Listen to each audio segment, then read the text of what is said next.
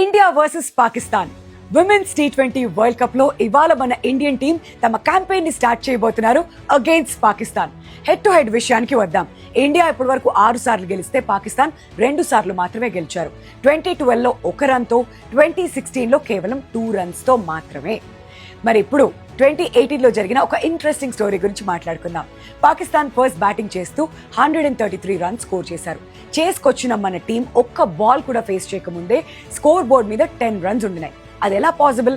Pakistan batters Bisma and Nida Dar కి umpires 3 times warning ఇచ్చారు, danger area of the pitch మీద పరిగెత్తకూడదు అని. అయినప్పటికీ వాళ్ళు 2 సార్లు అదే పని చేశారు. దాంతో 10 రన్స్ మనకి పెనాల్టీ రూపంలో వచ్చేసాయన్నమాట. నా పాకిస్తాన్ ఇప్పటి వరకు T20 వరల్డ్ కప్ లో సెమీస్ లోకి అస్సలు రాలేదు. వేరిన్ మన ఇండియన్ టీం 5 సార్లు సెమీస్ కి వచ్చారు. ఇక వార్మప్ మ్యాచెస్ విషయానికి వస్తే పాకిస్తాన్ శ్రీలంక అండ్ స్కాట్లాండ్ మీద ఓడిపోయి వస్తుంటే ఇండియా వెస్టిండీస్ మీద గెలిచి ఇంగ్లాండ్ మీద ఓడిపోయి వస్తున్నారు. బట్ రీసెంట్ ఫామ్ విషయానికి వచ్చేద్దాం. Last 3 consecutive T20 world cups లో ఇండియా పాకిస్తాన్ మీద గెలిచింది. And history of T20 world cup లోనే మనకి అత్యధిక విన్స్ కూడా ఇదే పాకిస్తాన్ మీద ఉన్నాయి.